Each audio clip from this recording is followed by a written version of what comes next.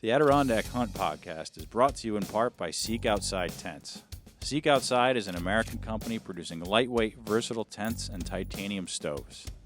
The Big Woods Bucks team and their friends have hunted the Adirondacks with Seek Outside hot tents and found that it's the best way to get back into the wilderness areas and have a remote hunt.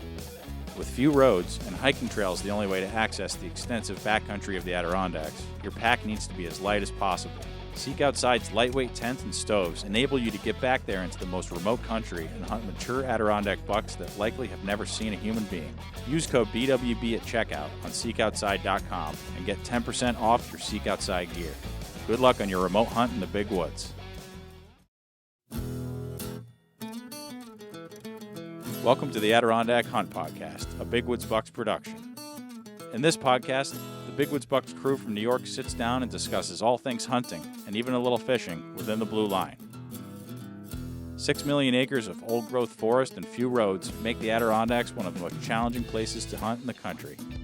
From Iroquois and Algonquian deer drives to the early days of Adirondack guiding, the team discusses the history, legends, and lore of these ancient mountains. Along the way, the team interviews top Adirondack hunters, from well-known legends to little-known local legends, homing in on what it takes to be successful in these unforgiving woods.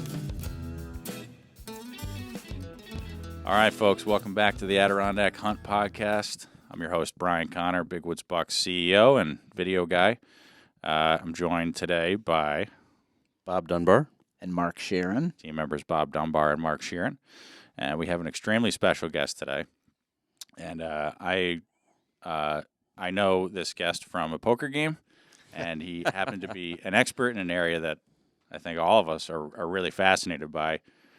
And I'd like to welcome Dr. Robert Cune to the podcast. Thank you, Brian. Happy to be here. Yeah, thank you for coming, Dr. Cune. And so I'll give a brief explanation of who you are, and then if you don't mind going further into your background, sure, that'd be great. Happy to do so. So Dr. Bob is, I think it's, would you say an expert in Iroquois archaeology? Okay, I'll go with that. Okay, there you go. I'll give you that. I'll grant you that. He is, yeah. He is, folks. He's being humble.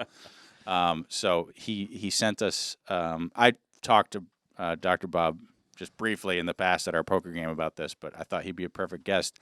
And I didn't even know that the hunting and what the archaeological record says about hunting is actually one of the areas you've written on. And you sent me your article.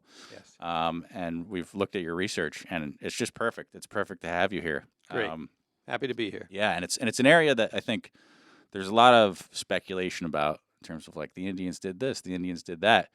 Well, we have a guest who can tell you exactly what the archaeological record says about that, as well as primary sources from the period and other disciplines, scientific disciplines. So thank you, Doctor, for being here. And happy to be here. Yeah, if you could tell us a little bit about yourself and your background. Sure. Well, I'm in retirement now. I'm an old man. But back in the day, my educational background, I'm a product of the SUNY system. I did my undergraduate work at SUNY Oneonta. Then I went up to the University at Albany and did graduate work and received a PhD in anthropology with a specialization in archaeology in 1985. During my graduate work, I spent a number of summers out in the Mohawk Valley, actually participating in the excavation of Mohawk Iroquois village sites from the 15th and 16th centuries. And that was an amazing experience. That's cool. That's absolutely amazing experience.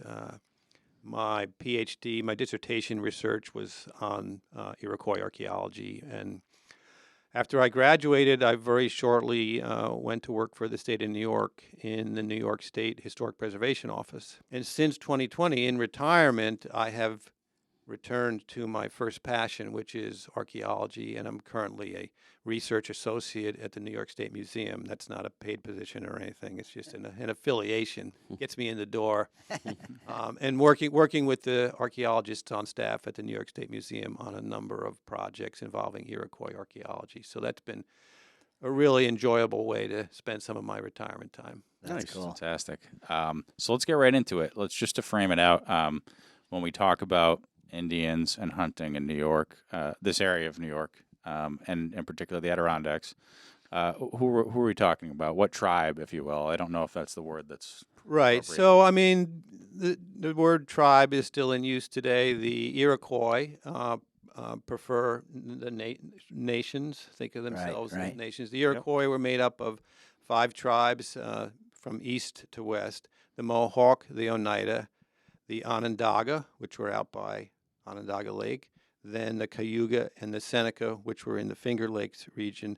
The Seneca were just on the east side of the Genesee River. Okay. So from like Schenectady to the Genesee River, Rochester area, that's where the 5 nations of the Iroquois were located. Became 6 nations in the 18th century when the Tuscarora migrated from the Carolinas up to New York and became part of the League of the Iroquois. So you may hear 6 nations, you may hear 5 nations because it changed over time.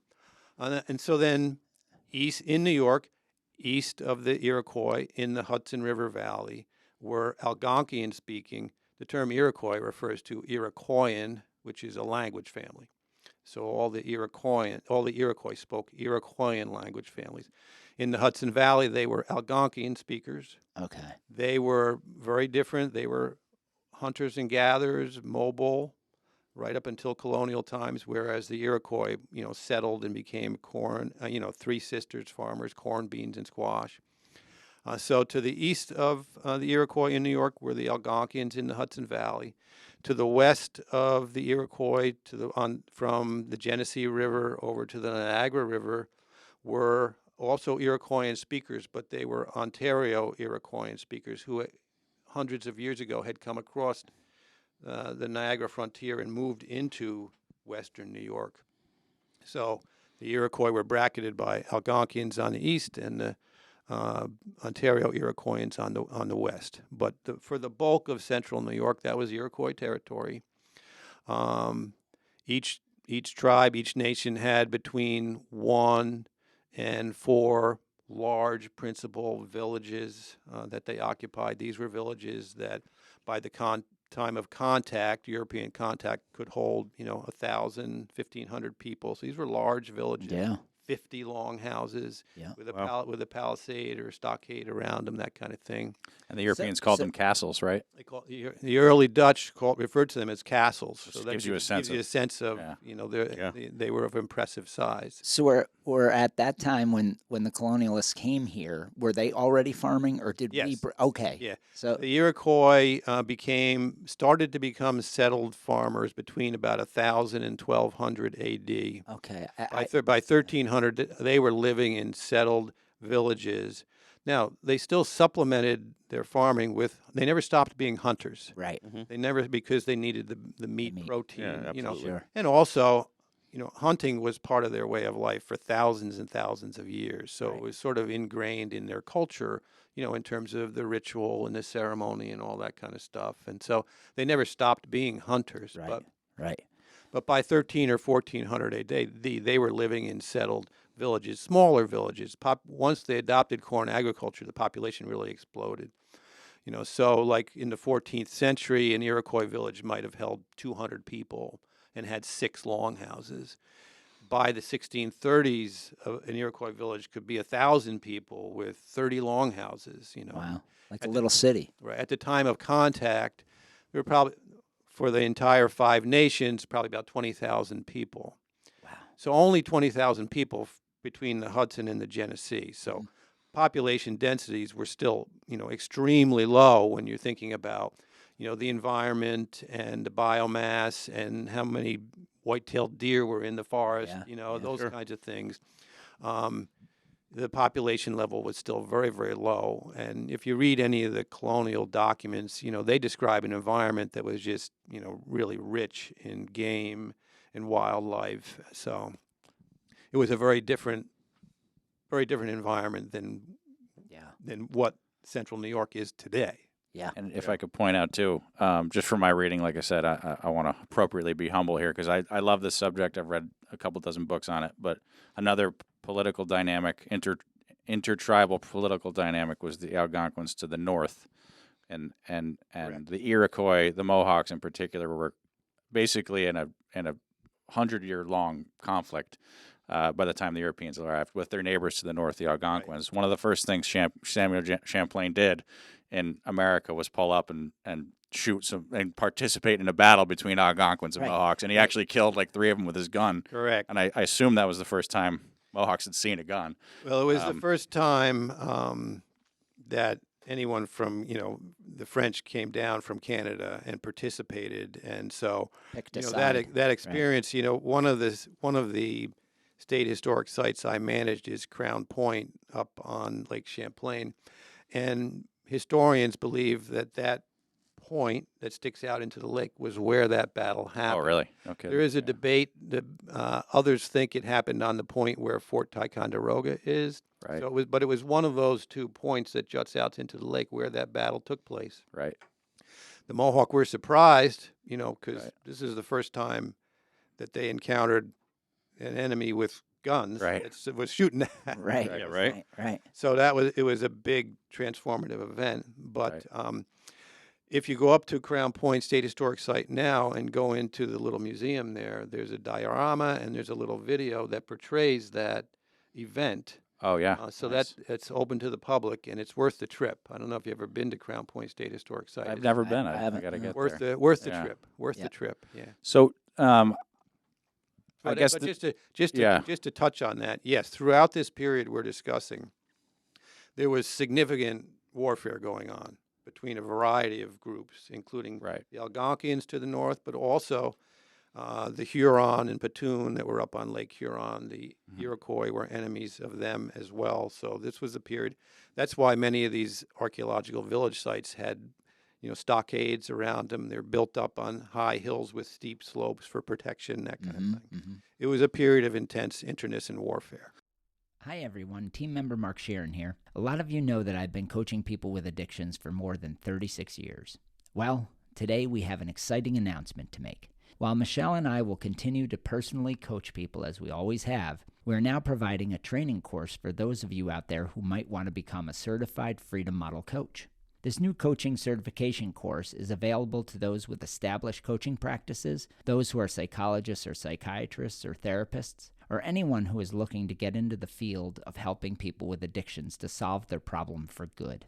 If you would like to get on the applicant list, email me directly at info@thefreedommodel.org. Again, here's that email address, info@thefreedommodel.org. We look forward to your interest and potential of working together to change the way people across the world are helped with addictions. Take care. So I want to mention that to you because I want to get your take on this, but one of the conventional, or maybe the most popular explanation for the word Adirondacks is, I think, the root of that being Ratorontack. I don't know how you'd pronounce it, but it basically being, the theory is that was the Iroquois or Mohawk word for the Algonquins, and it was used in a disparaging sense. It literally means they eat bark, and I guess it was disparaging because the Iroquois were like, like you don't even have agriculture, like you eat bark. So I'm curious how that came to be, what your take is on how Adirondack came to encompass this whole region. Well, I'm not an expert on that, but I will say that, yes, most of these names that we refer to the Native Americans, that's a name that Europeans gave them, right? Oh. The Iroquois refer to themselves as the Haudenosaunee. That's the Iroquois word for the Five Nations Confederacy. Iroquois is a French word that was applied to them by the French and just took hold among the Europeans. Okay. The synonymy of the word Iroquois, there's different linguists have different interpretations of what the word Iroquois means, where it first started, so there's no clear answer to that. But yeah, the word Mohawk, that's not how they refer to themselves. The word Onondaga, that's not how they refer to themselves. They had native names for those. I see. And we've just adopted the European names. So I don't know the derivation for Adirondacks, but so many place names in New York State derive from native words, and then others derive from the European words for native places or native peoples. That's a whole expertise in and of itself that's mostly pursued by linguists or historical linguists. That's not really my area of expertise. So there's a huge literature on all of that that's out there, but I don't really have much to offer in terms of the history of the place names and those kinds of things. Have an encyclopedia collection full of all those terms. Yeah. Right. Saratoga's one. Yeah. Kanajahari.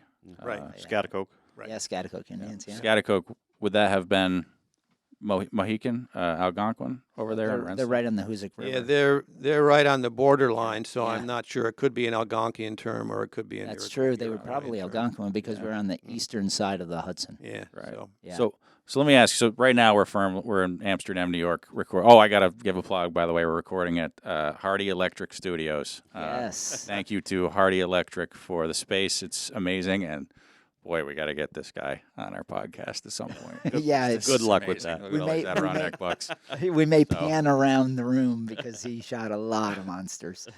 So I'd like to get right into the article you wrote, Dr. Bob, which is I love the title, and if you could talk to us about. And Mark has a question, but if you could, throughout discussing this, tell us about your methods and your findings. But Sure. it's called "Boning Up on the Mohawk: An Overview of Mohawk Faunal Assemblages and Subsistence Patterns." It was published in the journal Archaeology of Eastern North America in 2000, and it's a great article. It is. Even for the layperson, if you're not into archaeology, it's fantastic. Yeah, it sounds all scientific, but it's really good. It's great. It reads like popular narrative. It's great. So if you could talk about that, Mark, did you want to kick that off with a question? Yeah, so fundamentally in the article, I always wondered how the Mohawk and the various Indian tribes would go. Why would they go to the Adirondacks, where I believe for us it's more difficult to shoot a deer in the Adirondacks than it is down in the fertile valleys. So these people would go from November to January to a place that me and Bob actually cut our teeth hunting the Adirondacks in, near Racket Lake, that whole area, that central Adirondacks, which ironically is one of the worst places to hunt deer. Now, I've from the article, I've figured something out, and that is they did something that's really quite remarkable, which we'll get into in a minute. But why would they leave a fertile valley? Is it that they were basically subsistence farmers, and then that season was over, and then they went somewhere else to hunt? I mean, why would they go there? Quickly, Mark, you're talking about the amateur article that I sent to you. Yeah, no, I can Okay, address but if you that. could Then we can come Yeah. back to the article. I think that, of course, a lot of this is just supposition. Yeah. We don't know for sure. Yeah. But these were large villages in the Mohawk Valley. The Mohawk, Amsterdam out to Little Falls, had at least four really large villages. They had probably each village probably had 100 acres of land under cultivation. So there was a relatively big human presence Right. on the land, Right. and that may have depressed That's a good point. wildlife densities. Right. Because they can't get in a car and go hunting 100 miles away. Right. Right. So I'm sure they also hunted around their villages when the opportunity presented itself.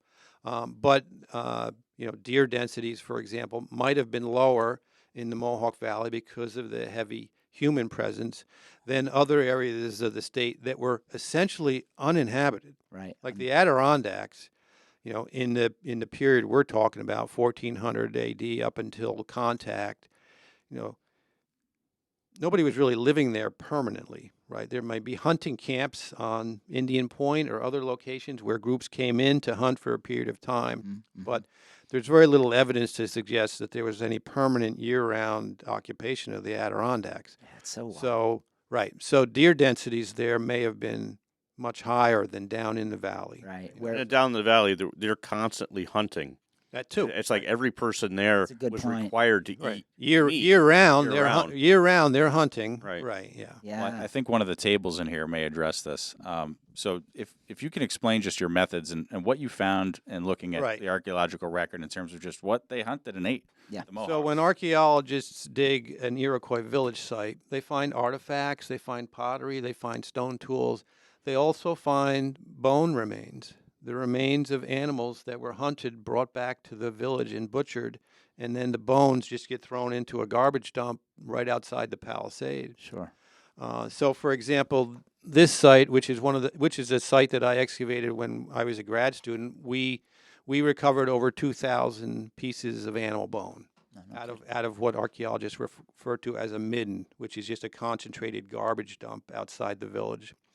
Now, a lot of those 2,000 fragments were small little fragments that you couldn't identify, but many of them were larger pieces that you can take to archaeologists who specialize in this, and they can identify, oh, that's a deer bone, that's a bear bone, that's a woodchuck bone, that's a rabbit bone. And so what I did, and then often when reports are written, those results are presented. This is what we found in terms of how many deer bone versus how many bear bone versus how many, and you can also look at the distribution, the body part distribution, because, if a Mohawk hunter kills a deer, 3 miles from the village, he's not dragging that whole deer back to the village to be butchered at the village. He's butchering it at the site and bringing back the big pieces. Yeah. Versus, for example, at this site, the bear bones. So when you look at the bone distribution, you're not finding any deer skulls. They weren't bringing the heads back. They were being left in the woods, Gotcha. Right. But when you look at the distribution of bear bones at this village at a time period when we know they were keeping captive bears on site. We talked about this before. I just got. So you get a body part distribution. You get a body part distribution for the bear that's more complete than, for example, the deer. So you can learn a lot from studying the bones of the animals that are recovered.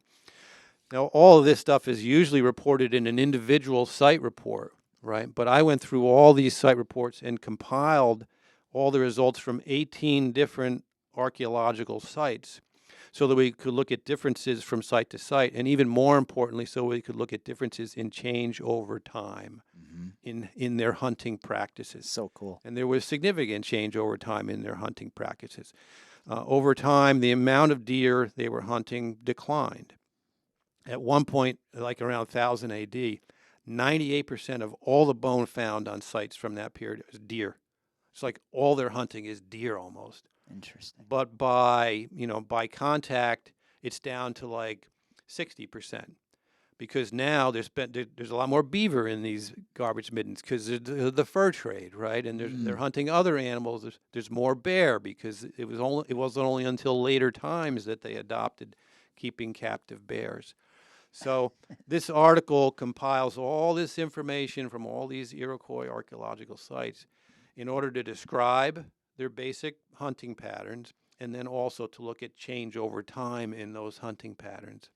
And that's what the article's about. Yeah, and if I may summarize your findings here. So it's from, I think we're looking at 13 different sites throughout the Mohawk Valley. Right. And I guess unsurprisingly, white-tailed deer is the number one finding. Right. It's found on every single site. Right. And then black bear also is next. And then American beaver. Domestic dog, interestingly enough. Yeah. Right. Well, they kept dogs as pets. They used dogs in the hunt. Yep. There's documentation for that. And they also ate dogs. Yeah. And dogs were an important part of their diet. Yeah. And they also, dogs, there was some ceremonial and spiritual connotations to the dog where when the Iroquois were heading out to go, to war, they would have dog sacrifices. That was a part of the whole ritual and ceremony of going to war would be to sacrifice a white dog. So dog was very prevalent, yeah. And when you think about, hunting is not always successful. Right. If you have 50 dogs in the village that are pets, but also that you hunt, and they don't, they're just scrounging for themselves. You're not feeding them. You have sort of a fallback. Yeah. If you don't have any deer meat in the village, well, maybe. That was common with Lewis and Clark. Mm-hmm. Lewis and Clark saw that they ate dogs all the way across America. Right. Yeah, it's a staple of their diet. So the next is woodchuck, which I can understand. I can. They're easy to kill, and they're fat. And they're fat, and they're and also, I mentioned that deer declines over time. It's really not so much that deer is declining, but that other species are being hunted more. And when they became agriculturalists and were maintaining fields, now they're creating an edge habitat that, woodchuck love an edge habitat. Yeah, rabbits, rabbits and woodchucks, yeah. So the Native Americans were actually modifying the landscape in ways that were changing aspects of, the animals that lived on that landscape. So more of those edge habitat animals are becoming available because more land is being cleared and cultivated for corn agriculture. So then I want to mention this because this will maybe actually surprising to a lot of our listeners and to most people, I think, who are just unaware of this. 8th or 9th down the list is American elk. Yes. There were elk, at least in the Mohawk Valley. There were elk. But as you were alluding to before we started the podcast, not nowhere near as prevalent as white-tailed deer. Perhaps I'm not an expert on the distribution of elk. You guys may know more about it than me, but they may have been more prevalent in the Adirondacks than down in the valleys. I don't know. Yeah. But they existed in the valleys? They were here in New York. Wow. Right. That's so again, not with any frequency compared to white-tailed deer, but elk were here in New York, no doubt about it, because we find the remains of elk on archaeological sites. That's amazing. So, cool. So one of the fascinating things, and I want to mention this, and then we'll talk about caged bears for a second. Yeah. I want to get back to the caged bear. One of the fascinating things about this article, I think, which I love because Dr. Bob here combines the archaeological records, these findings of bones to basically describe, the frequency of the findings and what they were primarily hunting. By the way, I'm going to publish this table, and after elk, it pretty much just drops into fur bearers and rodents, so nothing really significant there. But anyway, one of the great things about this article is it combines that archaeological record with primary sources from early colonial settlers. Right. And it's great because it's supplemented with these really qualitative descriptions of what some of the French captives of the Mohawk were seeing, some of their Dutch trading partners were seeing, which it's fascinating to see. Right. Yeah. And some of the later ones, some of the 18th century accounts actually describe their hunting practices. So that's important because there's, when you're looking at bone remains or artifacts, it's a lot of supposition about, well, what was this used for? For example, a projectile point, a stone tool, was this the tip of an arrow, or did it go on the end of a spear? We just have to surmise. But when you have some colonial documentation that is actually describing Iroquois hunting practices from people who were observing and participating, it gives you a touchstone to help you understand and interpret the archaeological record much better. I think that I was fascinated. One of the first books I read years and years ago, decades ago, was Captured by the Indians. I don't know who it was by, but and it was, accounts that and it's terrifying.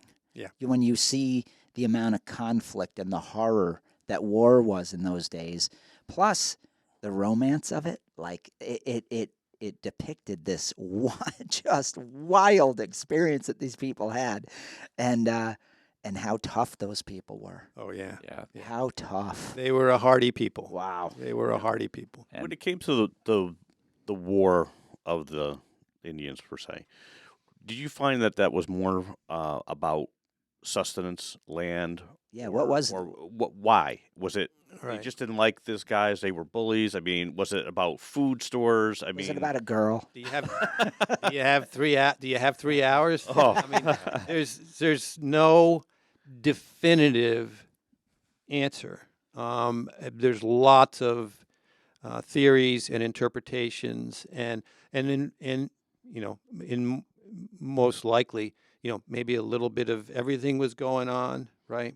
So clearly, there was, for a long time, it was suggested that all this warfare was caused by Europeans coming in and stimulating. Right. That's the classic narrative. Yeah. That's false. Right. Because the archaeological record clearly shows that intensive warfare was going on before the Europeans got here. Now, the fur trade without any question, exacerbated, like jacked it up on steroids, right? Because if you look at the frequency of beaver in the Mohawk Valley, you see this spurt where there's a lot more beaver bones on these villages. But then even though the fur trade is continuing, it declines.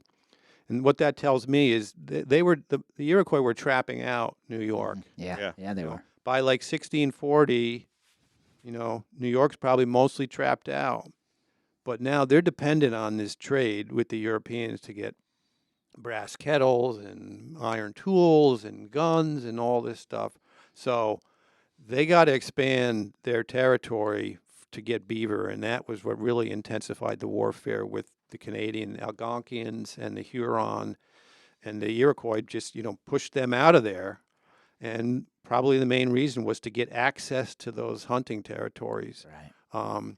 So the fur trade absolutely exacerbated native warfare tenfold, but it existed intensively before then. So the question becomes why?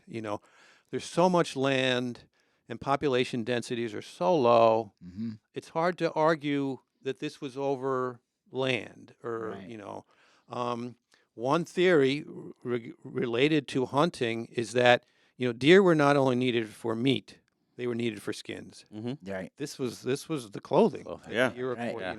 And Survival. And it was a lot colder then too. Right. So that theory is that the real scarcity, the real resource that was scarce, that was worth fighting over, were deer skins for clothing. I don't, frankly, buy that. I kind of think that population densities were so low. Deer densities were probably much higher than they are today. It probably wasn't that hard to get enough skins to clothe your people. And yes, they wore clothes, but they were a hardy people. That's right. That's right. They, we would never do something like this, but they often would take bear grease and just coat their body in bear grease. That's right. And frankly, that will keep you warmer than a loose-fitting deer skin. That's Yeah. right. So I don't buy that theory, but it's a very popular theory among many archaeologists that, the resource that was scarce was deer hides for clothing. And that's a popular theory because, frankly, it's hard to think of any other resource that might have been scarce and worth fighting over. I tend to lean towards theories of, there's culture involved too. I was going to say beliefs. Right, beliefs Yeah. and culture, Tribalism. and Yes. it was a way for males to gain prestige, Yes. Mhm. and an important way to gain prestige. So I think there were more sociocultural factors I agree, behind it yeah. than economic factors, but it's probably one of the biggest debates having to do with. I think Yeah. I think that your original answer of all the above is probably true. And I study human behavior. I'm a human behavior scientist. So one of the things when you read the history of mankind and you go back, what you see is it repeats itself over and over, all the way to Cain and Abel, right? The old fable of jealousy. And wars are fought primarily based on a belief. Whether there's even an economic reason, it's a belief about the economic fear that can generate genocide, right? So it can be a belief that we dislike Jews, and you have the Holocaust, right? So we see this repeat itself over and over. I tend to think there's a bad winner coupled with a man's pride, and he was with that person's wife over, by the Great Lakes, and all of a sudden the rumors spill, and next thing you know, two nations are at war over something that nobody even knows why it started. Right. When you look at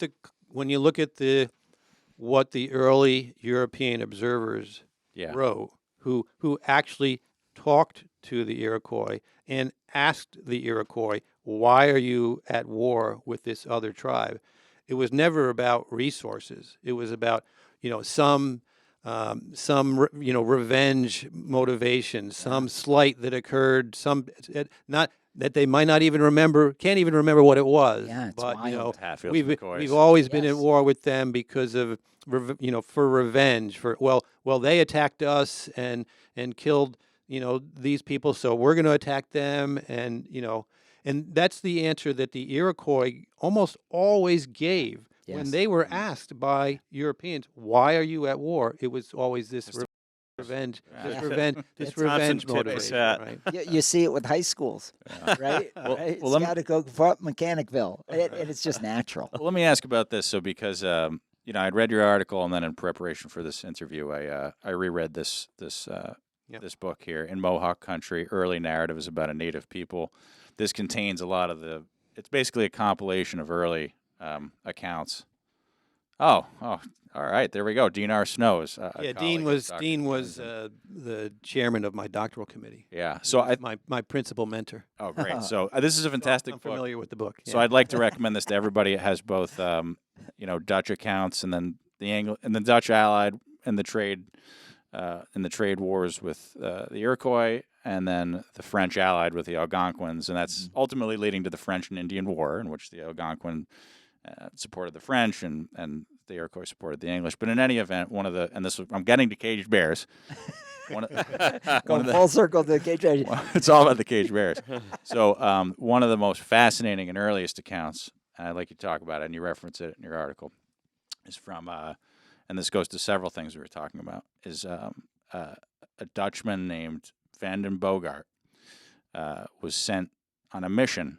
Basically the furs had stopped coming to Albany, to Beaverwick or Fort Orange, the Dutch fort there, and they sent Van den Bogart and 2 other Dutchmen into Iroquois country. And it's like one of the first accounts, and he's just describing this adventure into Iroquois country, and it's totally foreign to him, and there's no question he was in like incredible danger throughout, and it's a fantastic story. And one of the things that emerged to me is that, the first question is, I see in your article you talk about the record for agriculture, but what I was reading, it may be because he was going in the winter, he ate meat the whole time. He's just eating bear, venison. He's like, they brought me elk, because they're courting him. It's like a trade relationship, so I think they want to show him a good time. So absolutely. And one of the chiefs is like, come turkey hunting. It's all about meat and hunting, and Right. it's like I wonder if that's a reflection of the fact that it was winter. But then he also describes seeing giant piles of corn. Whole longhouses just filled with corn. Full of So corn. silos, essentially. Yeah, right. Yeah, So- I mean, he was there, at the beginning of winter, so they were stocked up, right? Because they've got to store, they've Yeah. got to get enough food stored by the beginning of winter to last them through the winter, So they were stocked up, and he got to see that, Yeah. But just a little bit of the backstory, the trade fell off with the Dutch, and the Dutch feared that the Mohawk instead were taking their furs up to Quebec to trade with the French, and they didn't want to lose that trade, so they sent Van den Bogart out to try to, if necessary, renegotiate with the Mohawk and the Iroquois to get those skins coming back to Fort Orange. That wasn't the case. They weren't trading with the French. The trade had dropped off because they were struck by an epidemic, right? The earliest European epidemic to strike the Iroquois was in 1634, right before he went out. And, population declined like 63%. It was catastrophic. These villages were thrown into total disruption when, just half of the village is in the longhouse dying. Right. Because of these epidemics. It was so catastrophic that it disrupted everything.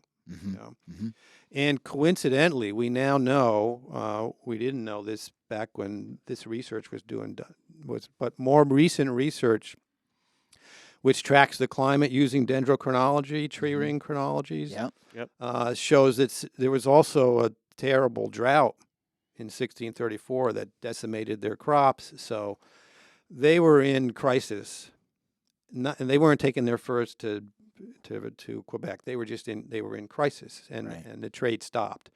But Van den Bogart came out, reestablished contact.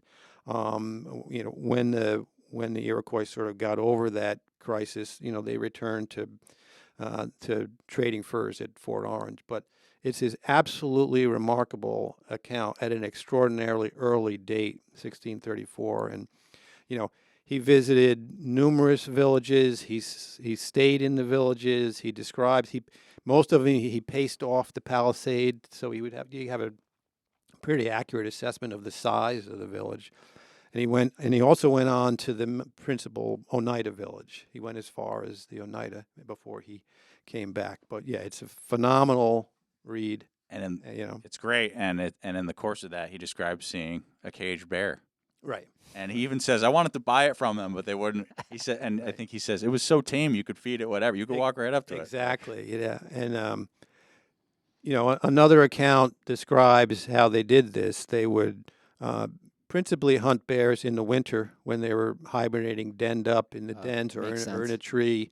And it describes them, finding a bear denned up in a tree. They would either put the tree on fire or fell it and then kill it. And the bear would be very lethargic because it's been hibernating. And then they would grab the cubs even before they could even walk and take them captive, so that they eventually basically grew up tame. Right. They still kept them in pens. They didn't let them roam around the village. Still a bear. But they built a little structure, a little pen, and kept the bear in there and fattened it up. And bears were also very popular at feast time. They like to use bears for feasts, like their midwinter ceremony. They would feast on bear. And so, and interestingly, when you look at the frequency of bear bones on these sites, they don't really become frequent until like the 15th century. So to me, this is probably a relatively new idea thing that came with, when they became settled themselves, right? And had villages, they could do this because they were permanently settled, right? But a great, bear, provide a lot of meat, a lot of calories, a lot of too. calories, so it's fat, and it's there. If the hunt doesn't go well, we've got some domestic food. So, and the distributions I mentioned earlier, when you look at the faunal remains from these archaeological sites, you can look at the distribution of the animal parts. Right. And from that, you can tell whether an animal was probably butchered away from the village or whether it was butchered right in the village. And the bear, are sort of the most complete faunal because they were butchered right there in the villages because they were captive. So I have a quick question that's maybe a little off topic. I've often wondered this. Did the people before the settlers came, I don't know if we can answer this or not, but did they get colds? Did they get the flu? Did that exist? Did that virus Right, so the answer is no, right? Because all of those viruses require dense populations to spread. They can only live in a human host. Right. Right, so for example, if the human host dies before you pass the virus to Bob, so then the virus dies, right? So Native American population levels were so low that they didn't have any of the infectious diseases that had become rampant in Europe, which was so densely populated, and that was why it was so devastating when immune system. There was no immunity to any of to smallpox, to measles. There's no immunity to any of that. So when the Europeans came over here and those got introduced, they were just devastating. And, the death rates were like, 60, 65%, which was just catastrophic. Yeah. When you think of a society where you're suffering that kind of a death rate, it's, everything is disruptive. Everything just falls apart. That emerges in Van den Bogaert's account where he's like, Right. and he's writing very plainly because people, frankly, just couldn't really write super descriptively then, but it has an eerie vibe to it where he's like, that day we walked through like a mile of graves. Like he's just describing walking through like basically massive graveyards. What do you think the population declined from? what was the root cause? Yeah, so that prior to the first epidemic, which was 1634, we think the Iroquois, altogether, the Five Nations, were about 20,000 people. Pre-contact. Not pre-contact, but pre-epidemic. Okay. The first epidemic came in 1634, probably 20,000 people. By the 18th century, the Mohawk, for example, were down to 2,000 people. Wow. Wow. So it was, dramatic population decline. Did they know, or do they have a way to tell whether it was measles, smallpox? That's harder. That you primarily have to look at some of the descriptions that you find in the primary source records and interpret from that, what they're describing, from those symptomatically. Yeah. Some diseases leave markers on human bones, so that if you're looking at the remains of human skeletons, you can say, oh, this person had tuberculosis or what have you, but a lot of them don't. So you're really left with whatever descriptions you have. And the Europeans didn't understand these diseases either. That's right. So Yeah. That's they're right. they're just describing the outward symptoms, and from that we can maybe surmise, Speculate. well, that was smallpox, this was something else, Yeah. So the French had a very different experience with the Mohawk, isn't that right? Yeah. And they describe raids in the St. Lawrence Valley in which they would, particularly one of the most prominent accounts of that period is from Father Isaac Jogues, who subsequently became a New World saint. Yeah. Due to Right here. being a martyr, he was killed by the Mohawk. Yeah. Because A couple miles away from here. because he had actually given them. This is all, I'm not like a genius. I reread all this stuff like in the last 2 weeks. He had given them, because he was a missionary. So if you read his account, they're torturing him half to death, and he's still like, I love them and I want to save them, And so he went back to France. I think by then he had one finger because they cut off every single finger he had, but he still loved them and wanted to turn, make them Christian. And he goes back again. And he describes going down Lake George into Albany and getting back in with them, and he gives them some gifts. And I guess within the week, a bunch of them died of diseases because it was probably being transmitted with his gifts. And then they were like, "Yeah, we're going to kill you. Really, you like bewitched us. You brought us all this death." Right, exactly. Yeah, they didn't understand. The Native Americans, even the Europeans, didn't really understand infectious diseases. All they knew was the Europeans came, and this came with them. Yeah. So the Native Americans held the Europeans responsible, and that was quite common to what they did with Jogues. Tortured him, and eventually killed him. Because of assumptions that this is where this came from. Yeah, he's a witch. Rightfully so. Yeah. Right. Yeah. So So I want to ask. and the Catholic missionaries, they have unusual dress. Black they have robes. they're performing these unusual religious rituals, Right, and the yeah. Native Americans are, well, what's going on here? Is he casting a spell on us? That's right. Yeah, like Isaac Jogues, is the person he was captured with, gave the sign of a cross to a child, and 10 minutes later they killed him because they were like, he's doing spells on this kid, which Right. is actually a reasonable conclusion if you're not, Exactly. if you're an Indian. Exactly right. Yeah. So. This podcast is brought to you in part by Minus 33. Minus 33 is a wool and textile manufacturer based in New Hampshire that is producing top-notch merino wool base layers and socks. Layering your clothes when you're hunting the big woods is key. As we've discussed on the podcast, the conditions and distances involved in hunting the Adirondacks mean that you have to take your gear seriously. You can't afford to not have the best gear. And that's particularly true of your base layers. Minus 33 long johns should be an essential part of your gear system to keep you warm while you're out in the Adirondack backcountry. As for socks, I've tried dozens of pairs of wool socks over the years, and Minus 33 Heritage socks are by far the comfiest. If you go on the Minus 33 website, you can read about the care that they've taken to create these socks. And once you put them on, the difference is obvious. They are perfect for long days hoofing it up and down mountains in the Dacks.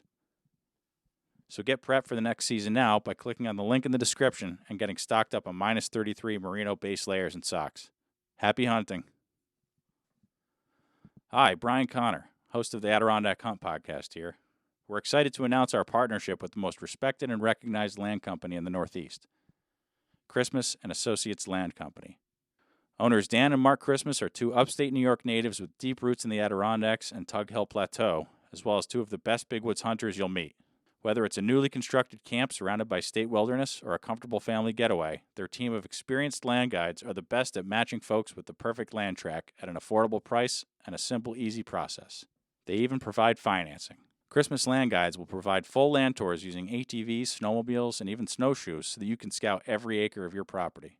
In addition to finding just the right tract, Christmas Land and camp staff can help you construct the camp you've always dreamed of using our in-house master builders. Every camp is overbuilt, carefully located, and rock solid. Whether you're a first-time buyer or an experienced landowner, Mark, Dan, and all the land and camp staff will strive to make your search a quality, once-in-a-lifetime experience. For over 30 years, no one in New York State has provided more big-buck properties and family hunting camps to hundreds of folks who love the woods than Christmas and Associates Land Company. Dan, Mark, and the rest of the Christmas family remain dedicated to wise land conservation and treating everyone they meet like family. Always available 7 days per week, unless there's fresh tracking snow.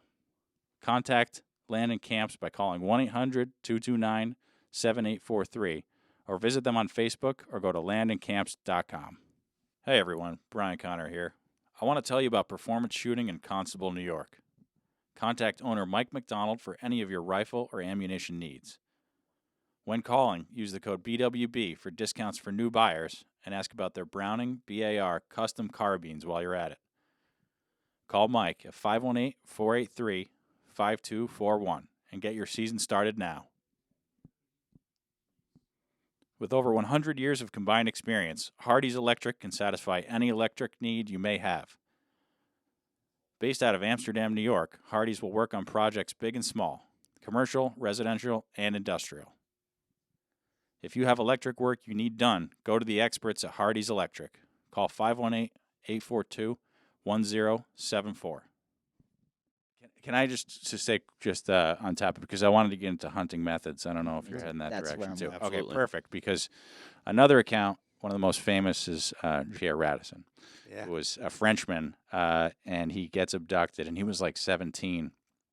And it seems like the Mohawk would either kill you, capture you, and torture you to death, or make you one of their own. Correct. Adopt you. Yeah. And I wonder if you think that's a result of like their declining population, and they realize they need to get more young men. So, no doubt about it. But I believe most archaeologists and Iroquois would believe that was not something new. That was a tradition that went back hundreds of years, even prior to the Europeans. Right. And it's because these are relatively small populations. Let's take the Onondaga, for example. Back in the 1400s, there were only 2 Onondaga villages, and that was the whole so-called tribe, right? And maybe a village was 250 people, and so the whole population is 500 people. When you live in a society like that, what anthropologists refer to as a small-scale society, I mean, you have a risk of literally not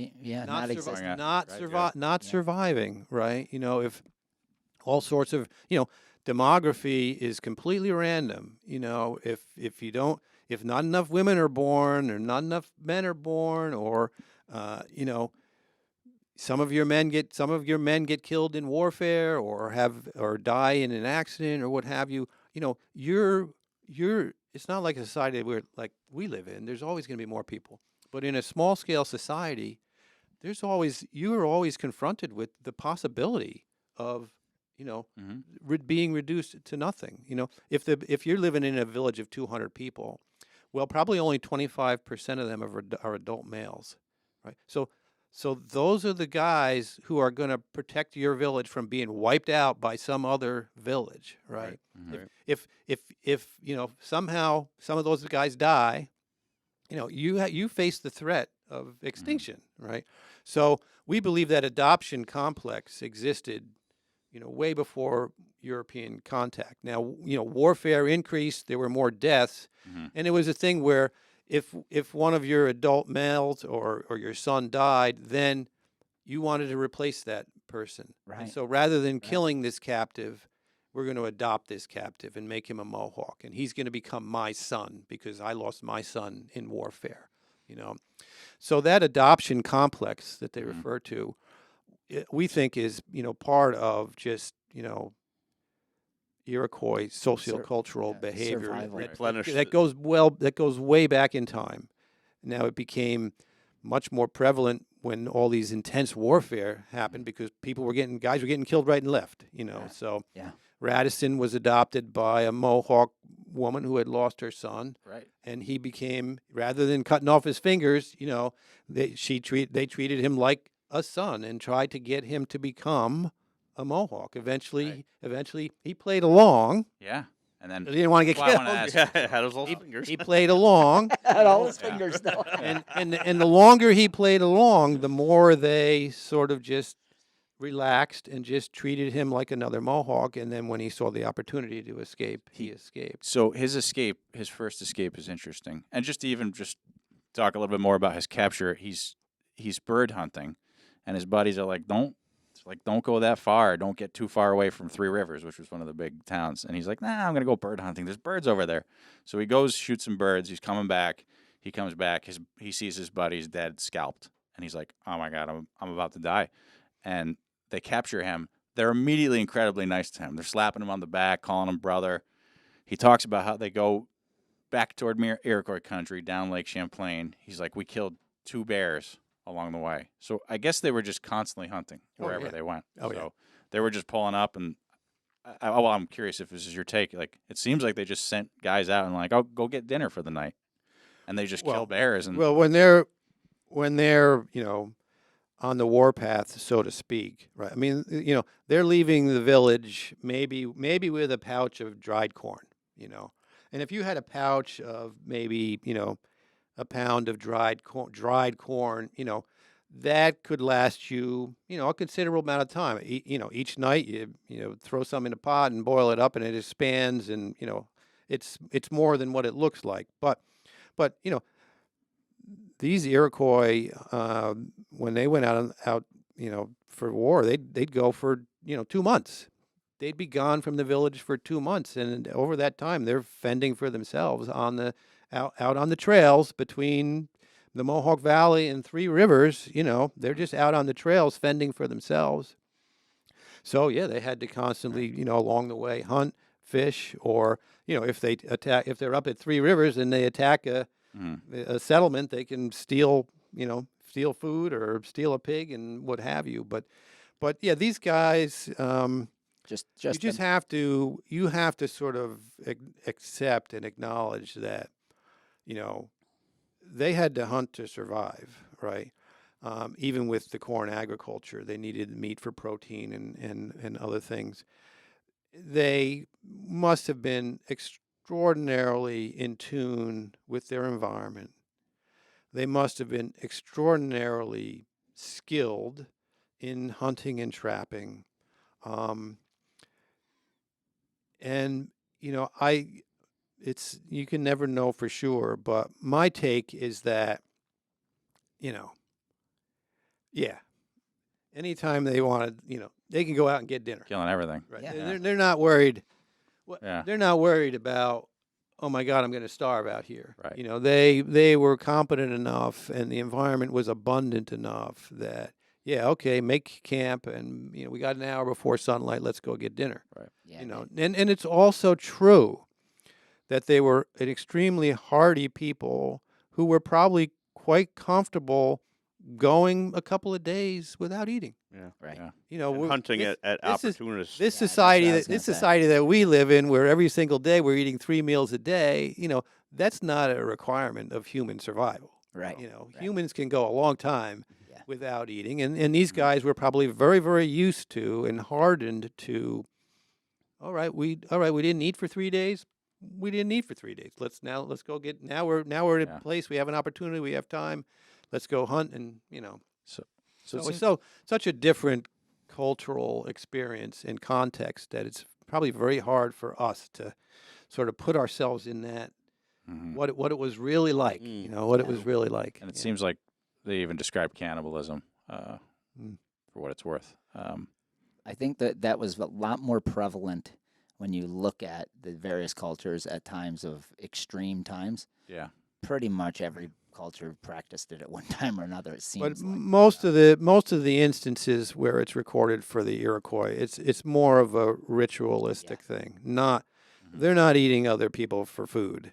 It's a ritualistic experience where, all right, I captured this enemy and we tortured him to death, and now we're going to eat a piece of his heart to capture his power. His victory lap. Right. Yeah. Right. Yeah, There victory wasn't. lap. There's absolutely no evidence. There's absolutely no evidence of the Iroquois or other Native Americans in our region,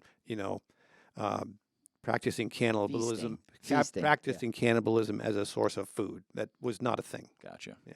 Well, that's interesting, because you do have to keep in mind when you read these accounts what the biases are. And I think as Right. the forward says, it's like, the French accounts are really dramatic because they're super Catholic, and it was like that through the lens of Yes. just these an epic battle between saving people's souls, and then the Dutch were merchants, so it's more about like, oh, what did they have in their thing, and Right. and then the British were more like, I want your land. yeah, the British were just more like, yeah, I want to take over all this. They had a lot of land. Yeah. So let me ask you too, because just before we started, you had showed us, and do you have time to talk? Maybe we might have to do 2 episodes here, if that's all right Well, with you. The only thing I'll gotta be say is that the Masters comes on at 2. Oh, okay. We'll get you out of here. It'll just be a longer episode. How about that? So let me ask you. I think, Mark, you were trying to get at this earlier, but you showed us an article you'd written.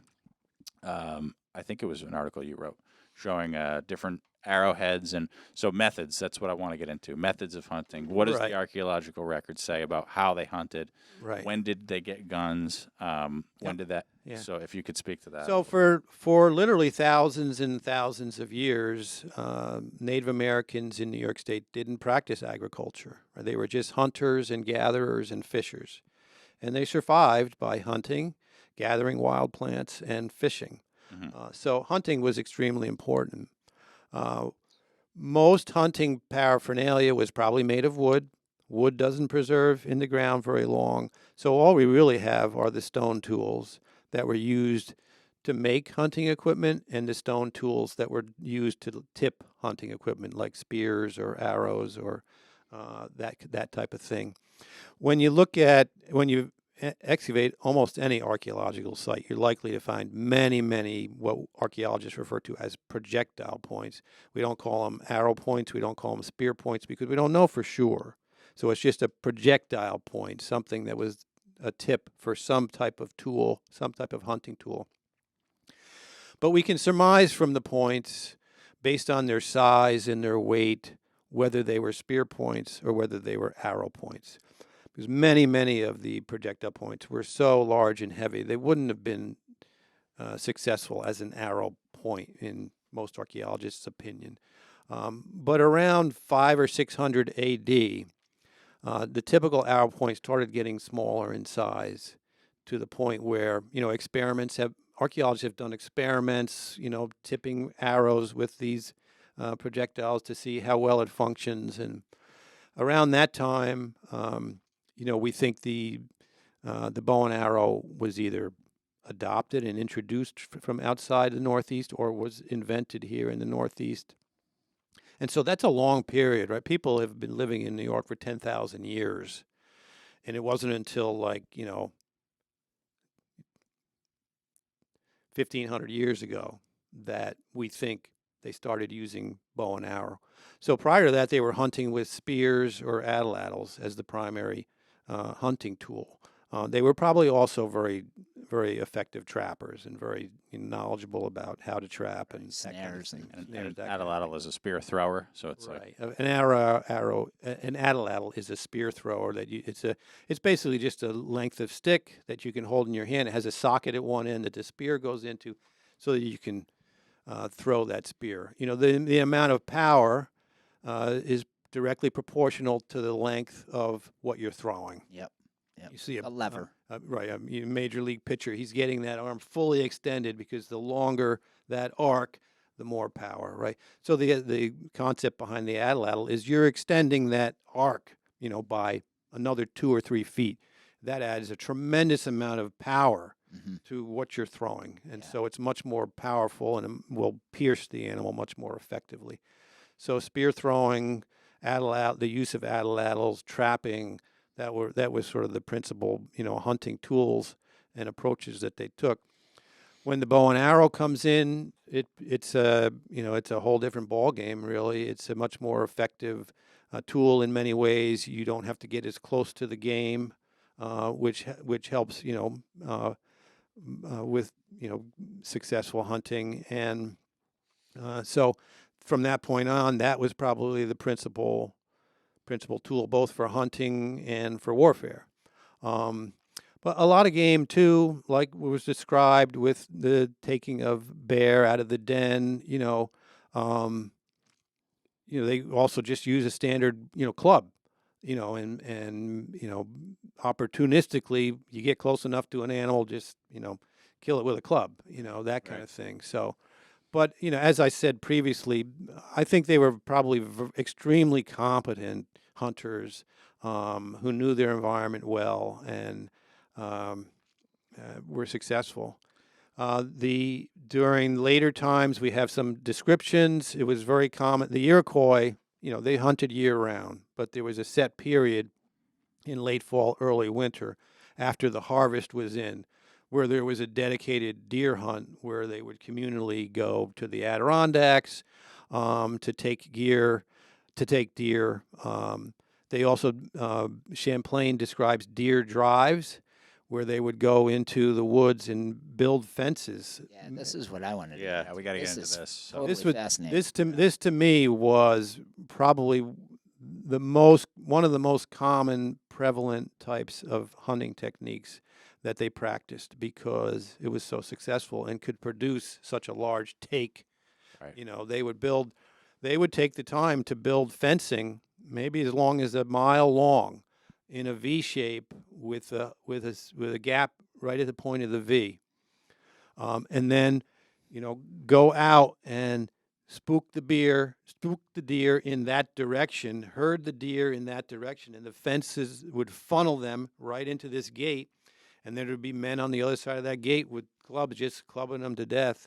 And they could take, 50 deer in one shot. So I just want to talk about this for a second and frame this out for the audience. When you read about this, it's kind of shocking, because if you've hunted in the Adirondacks and you're on the side of a mountain, Bob and I have hunted right where this article talks about. Literally, you look at a map and we've hunted all through there. And it's wicked country. And so to build, and some of these fences, they said, could go as 2 to 3 miles through this terrain. And you're thinking the time it took, The and manpower. to cut down shrubbery and build something that a deer's not just going to lope over in fright. And that could corral. And the idea that the Native Americans understood the behavior of the deer enough to know the terrain and how they manipulated that is masterful. Right. I mean, it's masterful, and it's super smart. Right. But it had to take years. years with Right. hand Well, tools. that's it. Well, I'll just make two comments. One, they had a lot more time on their hands than you and I. We're making there was no TV, there was no smartphones, there No was no Nintendo. there was no movie. There were no movie theaters. Probably worked like ants. Right. This was their life. Subsistence was their life. They spent most of their time on subsistence activities. That's the point number one. Point number two is that a lot of this fencing, I mean, we would last from one year to the next. I mean, maybe they'd have to do some repairs or what have That's a you. good point. That's a good But point. if they built one of these structures, it could be used year after year after year. You just add to it. Add every year. to it, Fix do some it. repair, that kind of thing. If you're only doing that during this one hunting season once a year, even though you're cleaning out that area of deer, by the next year, Mhm. it will have been repopulated Replenished. with deer. So they could have been used multiple times, just like they also built fish weirs in rivers and streams. The exact same thing of just piles of stone in a V shape across a stream or a river that Right. funnels all the fish right through this Right. little gate, and then you just stand there Fish and weir. Yeah, I forgot about and scoop them out. Mhm. And those fish weirs, you might, if you have a bad spring and the ice, knocks it down and what have you, you might have to rebuild some of it. But those fish weirs could stay in place year after year for decades and decades with just some modest repair each year. And it makes it so much easier. You just literally, they're all being funneled right through this tiny little neck. So fish weirs and deer fences were very, they were very focused on making it as easy on themselves as possible. Yeah. Well, Yeah. it's interesting you say that because, and I know you have questions about modern hunting, but I think there's a bit of a misconception. So what we specialize in is hunting the big woods, giant forest areas in New York and Vermont, New Hampshire, the upper Midwest, Maine, because it's a different style of hunting. If you hunt around here in farm country, you're mostly sitting a stand over an agricultural field, and the Right. deer densities are higher. So you guys don't do that kind of hunting? So we Not much. specialize in Both. still hunting Both. and still hunting and tracking in the big woods are the two most popular methods because the deer are few and far between. If you have a nice snow, you can see exactly where that deer went. Oh, And okay. Yeah. But Trackers. right, and it's about big bucks, as you might be able to tell. Like most people want a nice trophy buck, and you can tell by the track how big a buck is. Oh, okay. So that's a good sized buck because you can tell by the You body. can tell. So one of the most famous writers on the subject is a man named Larry Benoit. And with all due respect to Larry, he's obviously a legend, and I love him. But he had written in his seminal book, "How to Bag the Biggest Buck of Your Life," which is like the book on tracking. Yeah. He wrote, "Oh, I'm part Iroquois, and this is how my ancestors did it." And I always, because I was familiar with the literature, it just struck me as frankly not true. Respectfully, Larry, because the Mohawks, I'm assuming, didn't care how big the rack was. I mean, they're feeding a village. It likely did not matter to them at all. Correct. How big They the buck was. they used antler tines for a variety of tools, but Interesting. no, Yeah. so they would want to take once in a while a male with a rack so that they could have they used everything, right? Right. They made awls out of the long bones. They made the tools for making stone tools from antler tines. Yep. But no, they wouldn't care about the size of the rack or any of that stuff. Whether it was a doe or a buck. They wouldn't or- care at all. They No. weren't posting on Facebook showing Right. their trophy buck. pics. Right. Uh, Agreed. um, That doesn't mean they didn't hunt by tracking, Right. but they wouldn't have been selective to, I'm not going to follow that track, it's too small. I'm going to follow that one because it's a big buck. No, they wouldn't Right. have. and then the evidence for those deer drives, is that pre-colonial, the deer drives? No, that's just from the written documentation. Oh, I see. So- But because there's no archaeological evidence or evidence on the landscape that those things wouldn't last. Right. There's no. So yeah. there's no. So it's only the descriptions in the written record that we have. Okay. Now that said, one of the earliest Europeans was Champlain, Right. who was here in the early 17th century. Wintered over with the Huron. In other words, lived in their village with them for months on end, observing their practices. He wrote and published 3 books with very extensive descriptions of Huron lifeways and experiences he had with the Huron. He wrote about this. He described this. He even had an illustrator back in France.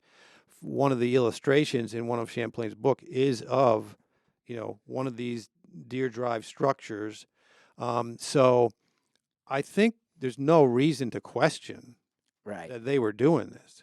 Right. Oh, Y- sure. Do you know what's interesting about the whole Native American lore is when you read the accounts of the people that were there, like Champlain, all these people captured by the Indians, what they are struck by is the utter, almost unemotional practicality and opportunistic nature of the culture. And that was, if there was a valley with deer, that's where they went. They built these things. They got it done. They survived, and they were excited because they had food and, clothing and all this.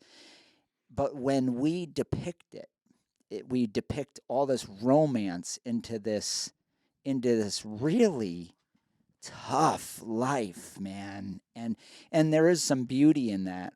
Obviously, they felt, as human beings feel, but they were massively practical because if you live out, I've lived out in a tent for a week, you got to be practical. And there's not much romance in it until after. Right. It's funny because when you're living it, you're like, this kind of sucks, man. I'm cold, I'm wet.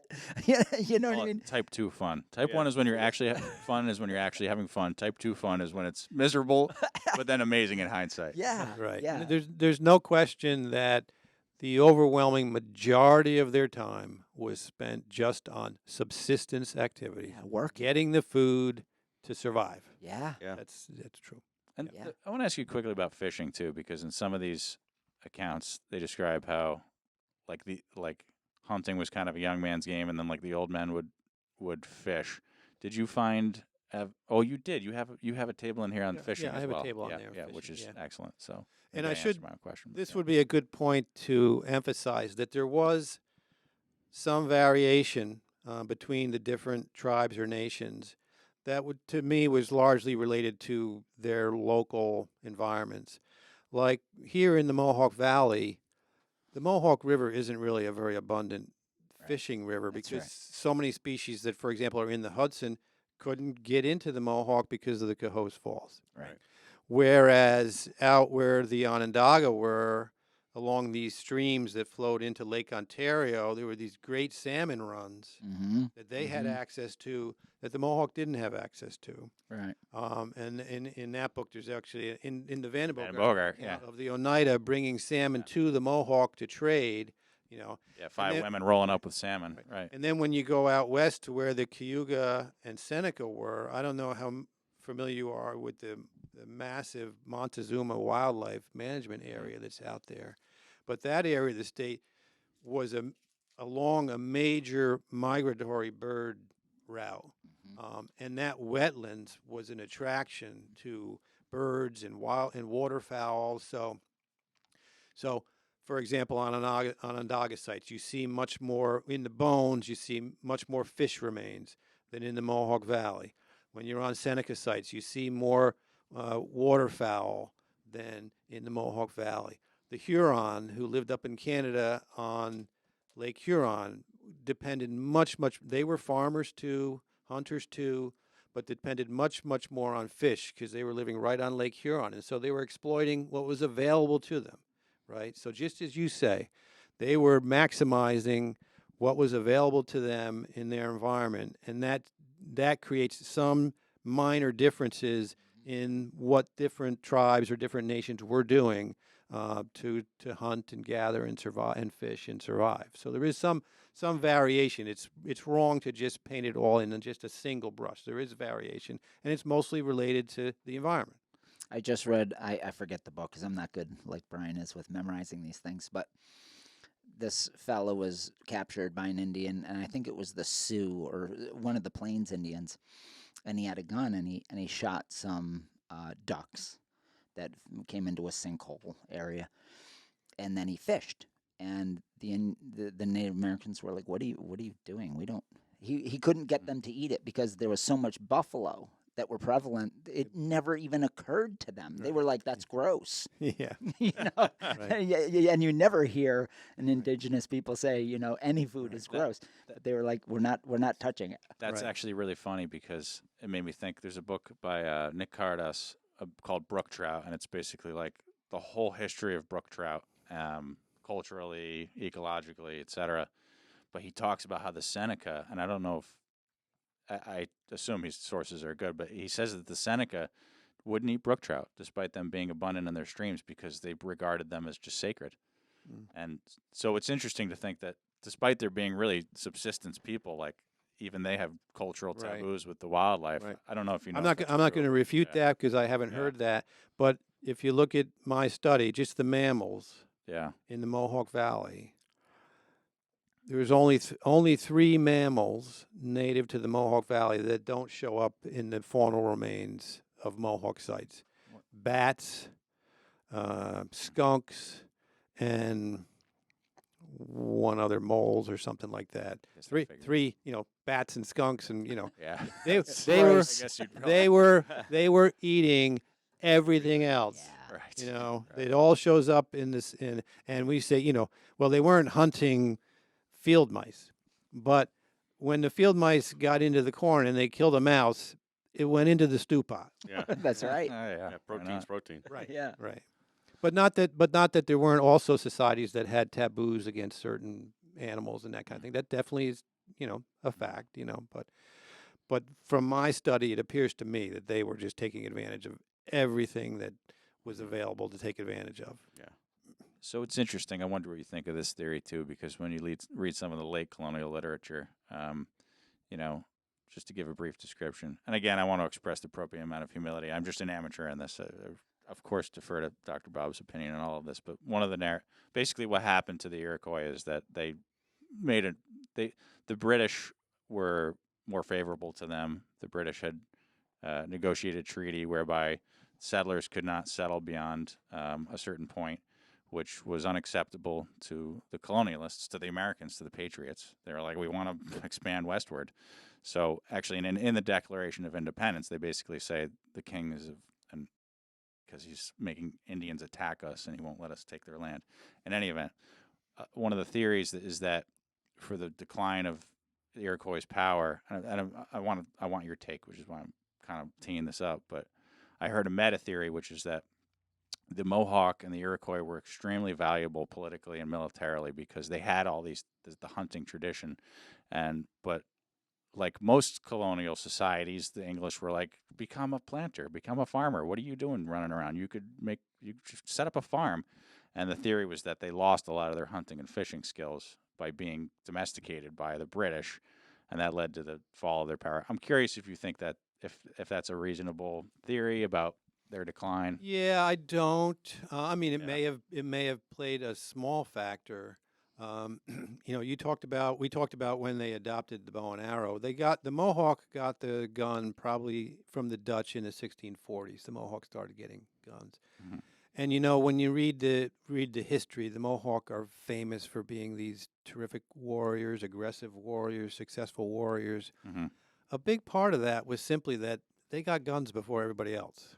Yeah. I was going to ask when they got like guns. the Comanche with the horse. Right. Yeah. And then the going east to west, the gun moved west, and the Iroquois, and so when the Iroquois went up and essentially dispersed or wiped out the Huron, a big part of it was the Iroquois had guns, and the Huron didn't even really attempt to fight. They abandoned their villages and fled into the woods because what are you going to do? They got guns. You're bringing a bow to a gunfight. So and the Iroquois, the Iroquois Empire, because they didn't just disperse the Huron and all those Canadian tribes. Then they went into the Ohio Valley and then they went. Radisson went with them down to the Carolinas. Right. So the Iroquois were this tremendously powerful confederacy. Part of it was because they were confederated. They did that themselves. The Confederacy probably started, before the intense Beaver Wars. And so they had a strong alliance with more warriors because of these 5 confederated tribes, later 6 confederated tribes. But they also had, better warfare technology than a lot of these other tribes. They had guns. And so that was sort of one of the big sources of Iroquoian power, the Confederacy and the technology, essentially. Then they played an important role. The continent was being contested between the English and the French. And the Iroquois were in that perfect position between the two geographically. Right. There they are, right there. Yep. And they also have control of this huge source of wealth, these furs, that they have access to all the Canadian Northlands, the Ohio Valley, so they have control of the fur trade. All these furs are going through Iroquois, and they're in this geographic position, important militarily, between the French and the English. So for that entire, fur trade period, they were tremendously influential, and both the English and the French were, catering to them and lobbying them, and the Iroquois aligned with the English during the French and Indian War, and they were instrumental in some of those battles up at Lake George between the English and the French, because the Mohawk warriors were intense fighters. All that history with between the English and French during that period. The Iroquois were a key, had that key position. They really lost that position after the English essentially won. then the English just didn't really Need to court them as didn't much. really Yeah, need, didn't didn't need 'em. really didn't really need them as Yeah. much, and then it became more about the English taking their land and pushing them out, so Squeezing them. right. It was really, the resolution of the conflict between the English and the French. Then that really, was the Iroquois lost that influential power in that power dynamic, but they were still important, of course. But then, the American Revolution was really just the end of it. When they sided with the British and then lost, then Americans said, basically used the argument, well, they lost. To Right. the victor, We won it all. to the victor goes the spoils. Yeah. Yeah. And there was the Sullivan campaign, where yeah. because they were getting harassed in the Mohawk Valley by Right, these so the Washington loyalists. sent So Sullivan Washington out, sent yeah. Sullivan in, and they basically just destroyed every single Seneca village Burned all the villages. all the way to right. Niagara and chased the Mohawk to Niagara. Right. Mm-hmm. And of course, Yeah, boy. the lie to that whole narrative is, the Oneida actually sided with the Americans, and after the war, they got treated no better Right. Yeah. than the others. Yeah, yeah. So Yeah. it was all a little, it was what it was. It's not a good history, but that's the way the world worked back then. Yeah. Do you know?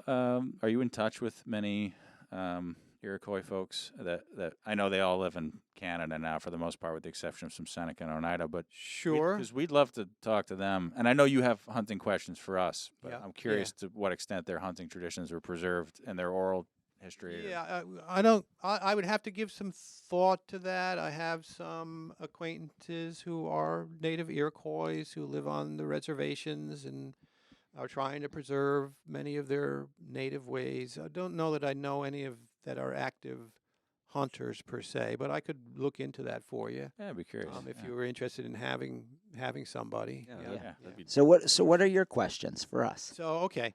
So we've been talking about these projectile points that Mhm. archaeologists find on these sites and what they function for and how they function.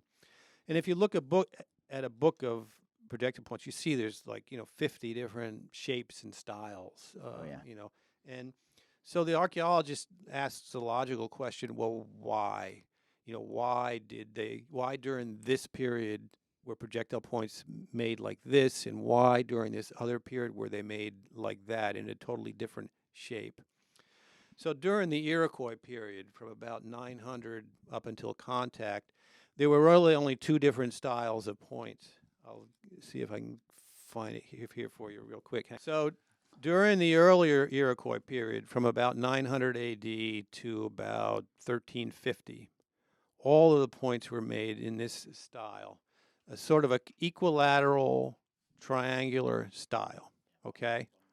Then during that 14th century, there's a distinct change in the style of the point, Yes. and they're smaller With curves. and isosceles in shape. So it goes from an equilateral triangle to an isosceles triangle. And so the question archaeologists have is, well, why did that happen? Is it just a change in style, the way, changes in dress style change over the period among women, or was it a functional change? Okay, so there's an archaeologist that has a theory that it was a functional change. Oh, it definitely is was it functional. post contact? No, this happened around 1350. I bet you it's Right. velocity of the bow. These Well, are his both- theory is okay. his theory is this: the best way to take down a deer is to puncture the lung. Yes. It'll come down the quickest. So they wanted to make their points narrower enough to go through the rib cage. Correct. penetration. Deer. I was just thinking that Yeah. penetration. You yeah. guys buy that? Oh yeah, Absolutely. You do. 100%. Well, Yeah, typical. the very first when I saw the first one, I said that's for bone crunching. If you take a dangerous game bow point, they match the first style, and that is for big bones, heavy. If you're going to go to Africa and bow hunt, you would definitely have a the tip of your bow would be with that style. Right. to crush bone. Yeah, Okay. muzzy. Yeah. Yeah, muzzy. yeah, one of the because old, yeah. Okay. You All have to right. break through the rib cage, which that's what I thought of when you showed me that. Because So the bigger one breaks through it by breaking it. Yeah, Yeah, it's like breaking the rib. breaking the The rib, smaller one, smashing through the bone, smaller one can go through the gap. slices through, Okay. and without it being so radical angle, it's slipping through, and you're getting deep penetration into those Okay, vitals. right. Yeah, they figured that out. Okay, good. So that's good to know. I appreciate your expertise on that. So now here's another thing that happened. So then, and there's not a picture of this in the book. I'll just have to describe it to you. Much later in time, at the end of the 16th century, so like 1580, 1590, 1600, the shape changes again. And it goes back to an equilateral point, but a much, much smaller one. Much, much smaller one. And one archaeologist's theory, coincidentally, this happened when the fur trade had started. And so the archaeologist's theory is, well, because of the fur trade, they started hunting smaller game more, like, mink, otter, weasel. Do you buy that? I mean, do bow hunters hunt small game? Is that an effective I've shot squirrels. squirrels? Yeah. Yeah. Bow. do you go down an arrow or broadhead style? I mean, do you go down? Well, they make those blunt. they have those Thanks. wiki points that are more of a blunt point. They have for birds. They have like a mesh or like a woven type point that's like a wire. Yeah, so you like can, grabs. So you can effectively hunt small game with a bow and arrow. Oh, he's yeah. done it. Oh, you can. Yeah. Okay. Oh, yeah. I I mean, guarantee. my initial reaction to that theory was I don't buy it. I don't think that's why it changed, though. No. No, I think that it's you see this in the industry, and everything happens with communication now fast, right? So you go from, and broadheads have done this, and it went from the muzzy, the bone crushing muzzy, right? Then it went to actual back in the 70s and 80s, the broadheads they matched sort of Native American 2-blade style. Then it went to a 4-blade. Then it went to expandable. Then it goes all the way back to a balance. And what you're describing is something that is a balance between it works on bone and heavy bone, but also as velocity increases. So maybe the bows changed. Maybe the wood they used, they got better at producing them.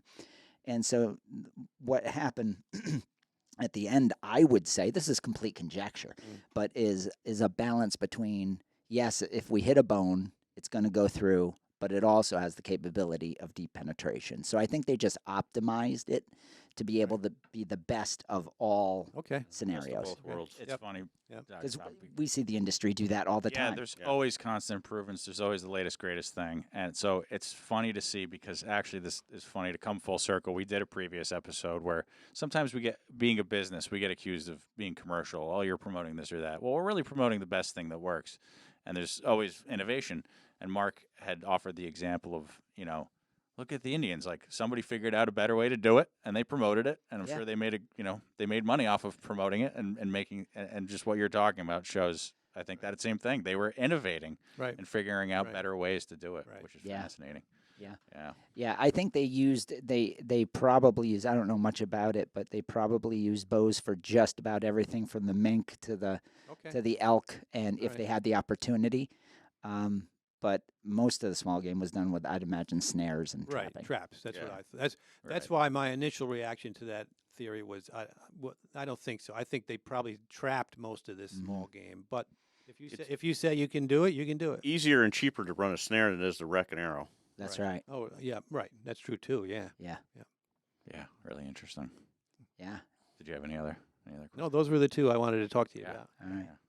I think we're done. I think we're done. We've kept you long enough. Thank you so much. My Thank pleasure you to for be here. coming. I Yeah. greatly enjoyed It it. doesn't look like we have any questions, but I wouldn't be surprised if people have questions on YouTube, and maybe we could do a follow-up if you don't I would mind. be happy to come back anytime you guys want. Awesome. Thank you so Doug. much. All right, with that, thank you for coming to the Adirondack Hunt Podcast. We hope you've enjoyed this episode, and we'll see you guys next time. And we're going to sign off from the Hardy's Electric Studios. Hardy's Electric Studios, legendary studio, and we'll see you later, all you legends. All right. Take care. All right. Thanks for tuning in to the Adirondack Hunt Podcast. You can find more episodes at bigwoodsbucks.com. Check out bigwoodsbucks.com for the latest gear, including our famous American-made wool hunting jackets, wool hunting fanny packs, and wool hunting pants, along with books, tracking guides, and logo wear. See you next time.